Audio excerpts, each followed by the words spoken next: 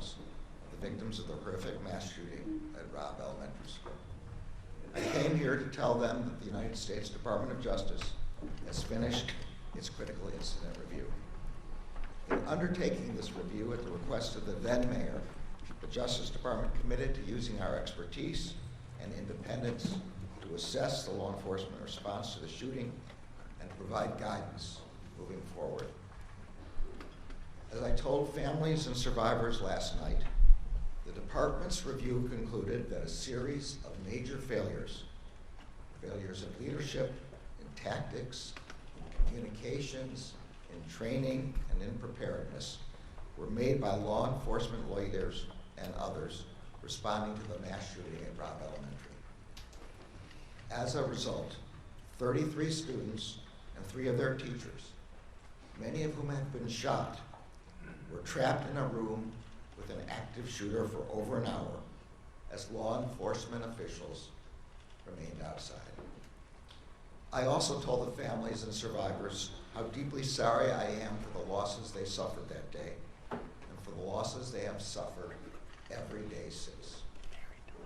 I told them that the priority for the Justice Department in preparing this report has been to honor the memories of those who were taken from them. And I told the families gathered last night what I hope is clear among the hundreds of pages and thousands of details in this report.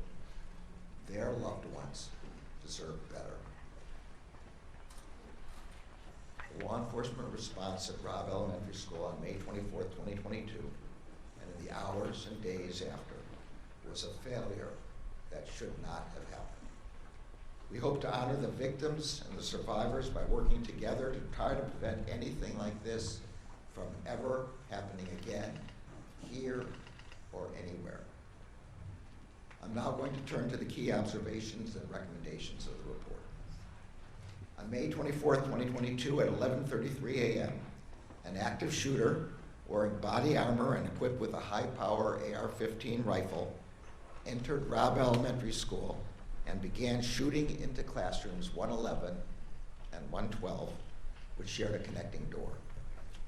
Within minutes, 11 law enforcement officers from the Uvalde Consolidated Independent School District and the Uvalde Police Department arrived inside the school. Hearing continued gunfire, 5 officers immediately advanced toward classrooms 111 and 112. Within seconds, shots were fired from inside the classroom. Shrapnel hit 2 officers, and all responders retreated to cover. A single officer then made additional attempts to approach the classrooms, but after 11:40 a.m., no more attempts to enter the rooms were made until 12:48 p.m., more than an hour later.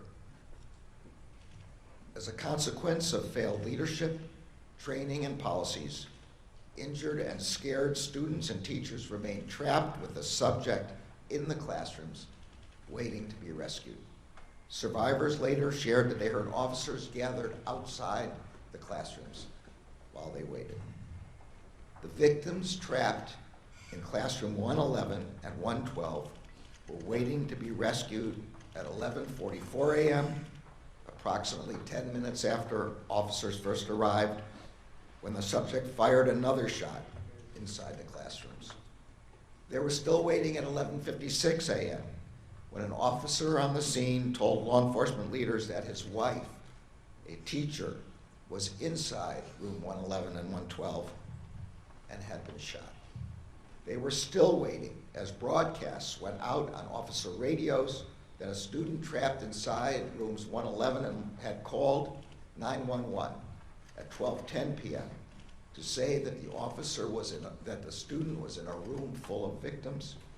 That student stayed on the phone with 911 for 16 minutes. The victims were still waiting to be rescued when the subject fired 4 more shots inside the classrooms at 12:21 p.m., 49 minutes after officers arrived on the scene.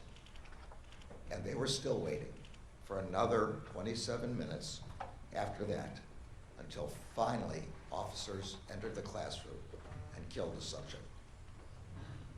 As the victims were trapped and waiting for help, Many of their families were waiting outside the school, growing increasingly concerned about why law enforcement had not taken action to rescue their loved ones. Law enforcement officers from different agencies who had self-deployed to the scene in overwhelming numbers were themselves waiting for leadership decisions about how to proceed. Many officers reported that they did not know who, if anyone, was in charge, what they should do, or the status of the incident. Some officers were confused about why there was no attempt to confront the active shooter and rescue the children. Some officers believed the subject had already been killed, or that law enforcement was in the room with the shooter. 75 minutes after the first officers arrived on scene, officers finally entered room 111. The subject engaged the entry team with gunfire, and the officers responded with fire. 77 minutes after the first officers arrived on the scene, and after 45 rounds had been fired by the active shooter, the shooter was killed. The massacre at Robb Elementary shattered families throughout this community and devastated our country. 19 children and 2 teachers were killed, and untold numbers of students, teachers, and law enforcement officers were injured. The law enforcement response to the mass shooting at Robb Elementary was a failure. As the threat posed to our country by mass shootings has grown and evolved over the past several decades, law enforcement's response tactics have also changed. The massacre at Columbine High School 25 years ago, and the 47 minutes it took for law enforcement to enter that high school, marked a major shift in how law enforcement leaders think about responding to mass shootings. It is now widely understood by law enforcement agencies across the country that in active shooter incidents, time is not on the side of law enforcement. Every second counts. And the priority of law enforcement must be to immediately enter the room and stop the shooter with whatever weapons and tools officers have with them. That is the approach responding officers first employed when they arrived at Robb Elementary School. But within minutes of arriving inside the school, officials on scene transitioned from treating the scene as an active shooter situation to treating the shooter as a barricaded subject. This was the most significant failure. That failure meant that law enforcement officials prioritized a protracted evacuation of students and teachers in other classrooms instead of immediately rescuing the victims trapped with the active shooter. It meant that officials spent time trying to negotiate with the subject instead of entering the room and confronting him. It meant that officials asked for and waited for additional responders and equipment instead of following generally accepted active shooter practice and moving toward the shooter with the resources they had. It meant waiting for a set of keys to open the classroom door, which the report concludes was likely unlocked anyway. And it meant that the victims remained trapped with the shooter for more than an hour after the first officers arrived on scene. There were also other failures in leadership, command, and coordination. None of the law enforcement leaders at the scene established an incident command structure to provide timely direction, control, and coordination among the enormous number of responders who arrived on scene. This lack of a command structure, exacerbated by communication difficulties, contributed to confusion among responders about who was in charge and how they could help. These failures may also have been influenced by policy and training deficiencies at responding law enforcement agencies. Some lacked any active shooter training at all. Some had inappropriate training. Some lacked critical incident response training. And the vast majority had never trained together with different agencies. As Associate Attorney General Vanita Gupta will discuss in further detail, the chaos and confusion that define the law enforcement response while the shooter remained a threat also defined the aftermath of the shooting. For example, surviving victims, some with bullet wounds and other injuries, were put on buses without being brought to the attention of medics. Some families were told that their family members had survived when they had not. And victims, families, and community members struggled to receive timely and accurate information about what had occurred at Robb Elementary. The Justice Department's objective in preparing this report was threefold. First, to honor the victims, the survivors, and their loved ones. Second, to provide a clear and independent accounting of the law enforcement response to the horrific attack that devastated this community. And third, to provide law enforcement agencies and communities across the country with analysis and recommendations about how what happened at Uvalde should inform efforts to prepare themselves for and respond to mass shootings. Policing is a noble profession. It is also a hard one.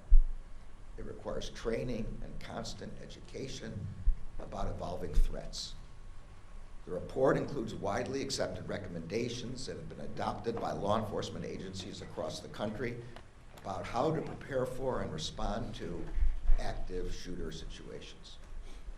Before an active shooter incident occurs, law enforcement agencies have a responsibility to ensure that their leaders and all their officers are trained to focus on rapid response, trained that the first officers on the scene must focus on eliminating the threat and protecting the victims most in danger. Law enforcement officers responding to an active shooter must be prepared to take charge, to establish a unified command, and to facilitate communications, operational coordination, and allocation and delivery of resources. They must continually assess and adjust as the incident evolves. And in the aftermath of a mass shooting, law enforcement and government agencies must provide the public with a sense of trust and confidence by communicating openly, clearly, and compassionately during a time in which many are learning the most devastating news that any human being can receive. The victims and survivors of the mass shooting at Robb Elementary on May 24th, 2022 deserve better. First and foremost, the 19 children and their 2 teachers who were stolen from their loved ones should be here today. They should have been targeted by a mass shooter. We must never forget the shooter's heinous act that day. And the victims and survivors should never have been trapped with that shooter for more than an hour as they waited for their rescue. The families of the victims and survivors deserve more than incomplete, inaccurate, and conflicting communications about the status of their loved ones. This community deserved more than misinformation from officials during and after the attack. Responding officers here in Uvalde, who also lost loved ones and who still bear the emotional scars of that day, deserve the kind of leadership and training that would have prepared them to do the work that was required. Our children deserve better than to grow up in a country where an 18-year-old has easy access to a weapon that belongs on the battlefield, not in a classroom. And communities across the country and the law enforcement officers who protect them deserve better than to be forced to respond to one horrific mass shooting after another. But that is the terrible reality that we face. And so it is a reality that every law enforcement agency in every community across the country must be prepared for. No community and no law enforcement agency should have to face that threat alone. That is why we came to Uvalde, and that is why we are releasing this report. The Justice Department remains committed to working in partnership with communities across the country and with the law enforcement agencies working to protect those communities every day. In particular, we stand ready to help communities and agencies prepare to respond to a terrible incident like the one that occurred here. We have concluded the department's review, but we know that the work of healing here in Uvalde is only beginning. We are humbled and grateful to stand with this community as you remember and honor your loved ones. I will now turn the podium over to Associate Attorney General Vanita Gupta. Her leadership has been key to the department's efforts to conduct an independent, fair, and comprehensive review of the horrific mass shooting of May 24th and its aftermath.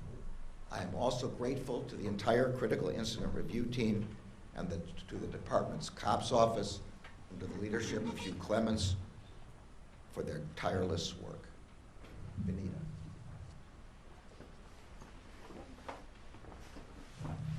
Thank you, Mr. Attorney General.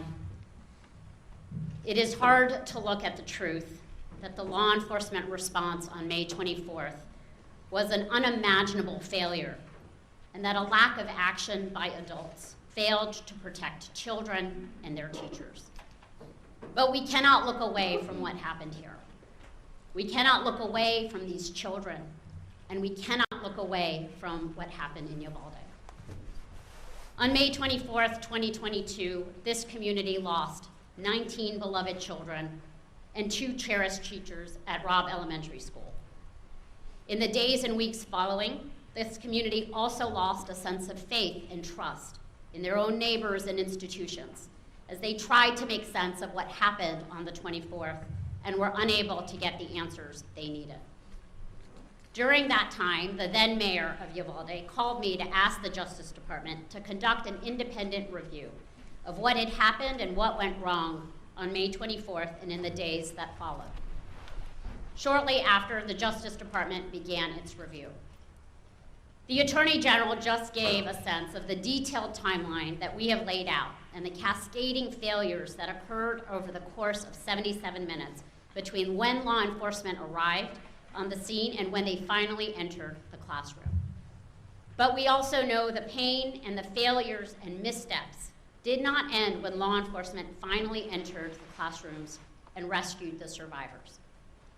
It continued at minute 78, when it became clear that because there was no leader, there was no plan to triage the 35 victims in classrooms 111 and 112, many of whom had been shot. Victims were moved away without precautions. Without appropriate precautions, victims who had already passed away were taken to the hospital in ambulances, while children with bullet wounds were put on school buses without any medical attention. In the commotion, one adult victim was placed on a walkway, on the ground, outside to be attended to. She died there. The reunification and notification process for families was similarly chaotic, and as some of the families described, truly deeply painful. During and after the 77 minutes, families and survivors received unclear and sometimes conflicting information about where to go to reunite with their loved ones. Many family members waited at the school for hours without status updates, not knowing where their children were, if they were safe or hurt or even alive. Families searching desperately for their loved ones were sent to different places all across town: the high school, the civic center, the hospital. Some of these details are gut-wrenching. Families hearing about the need for autopsy results as the first indications that their loved ones may not have survived. At one point, hours after the shooting, an official incorrectly told families waiting for their children at the civic center that an additional bus of survivors was coming. It did not. Inaccurate and inconsistent public communications, including social media posts and press conferences, only made things worse. At 12:06 p.m., law enforcement posted on Facebook, reassuring parents that, quote, students and staff are safe in the buildings, close quote. That false reassurance was never corrected. An hour later, law enforcement inaccurately posted on social media that the shooter was in custody. That post, too, was never corrected. Both impromptu and scheduled news conferences and media engagements contained inaccurate, incomplete, and at times conflicting information. Mirroring the failures of the law enforcement response, state and local agencies failed to coordinate, leading to inaccurate and incomplete information being provided to anxious family and community members and the public. We also know the pain following a tragedy like this endures, and that the support this community needs has often been missing. And we cannot talk about what happened at Robb Elementary School without reckoning with the fact that this tragedy took place somewhere all children should feel supported and cared for and safe. Our report documents missteps in school safety preparation that contributed to this tragedy, including that the campus safety plan was effectively a template and included security measures that were not even available at Robb. That there was a culture of complacency around locked door policies with interior and exterior doors routinely left unlocked, and that confusion over where to find a master key to unlock classroom doors contributed to the significant delay in entering classrooms 111 and 112.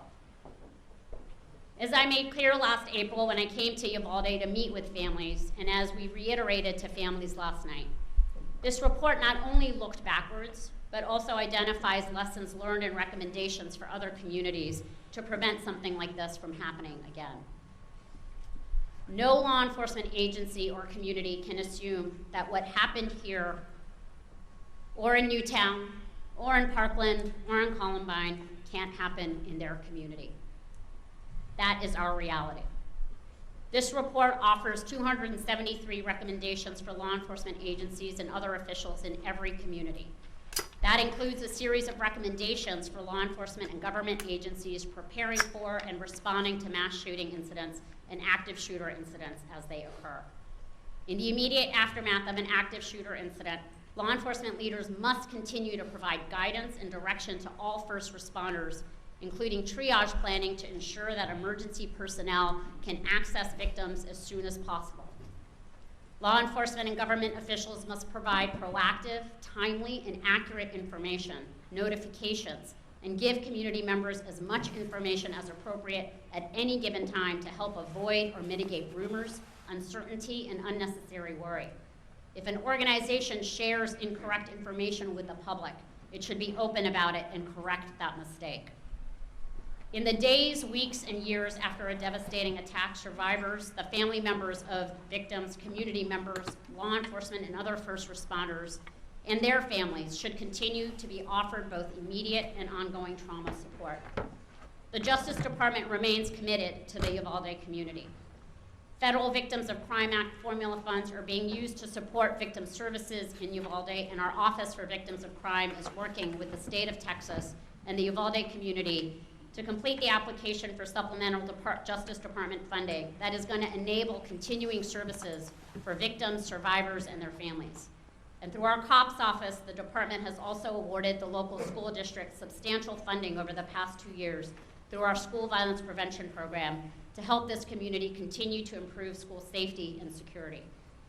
Before we started this review, we consulted with the International Association of Chiefs of Police to build out a team of experts, including several law enforcement leaders who have ably led their communities through mass violence events.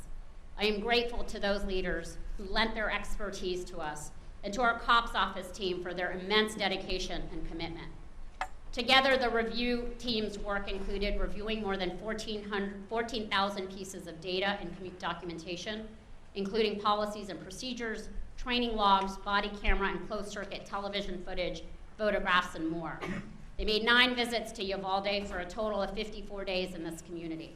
They conducted more than 260 interviews of individuals from more than 30 organizations and agencies, including responding law enforcement and survivors, family members, victim services providers, and school and hospital staff.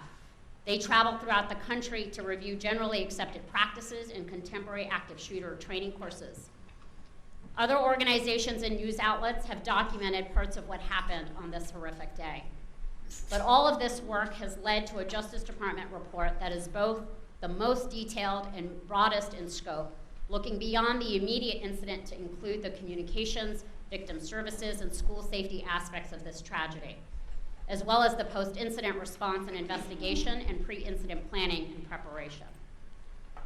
The public demands a lot from law enforcement, and we often take their service for granted.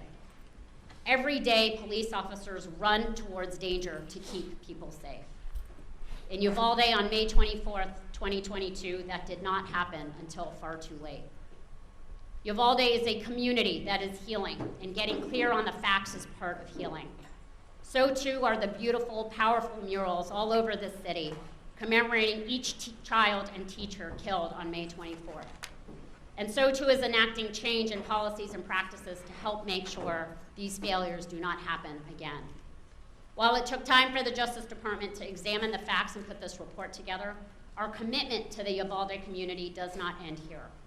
Through available funding, resources, victim services, technical assistance, and training, we will support Uvalde and communities across the country in their efforts to prevent and address violence. Just as we have looked back, we will look forward. We are committed to honoring the memories of the lives that were lost here by working to build a future where all of our children, their loved ones, and their teachers can feel cared for, supported, and protected.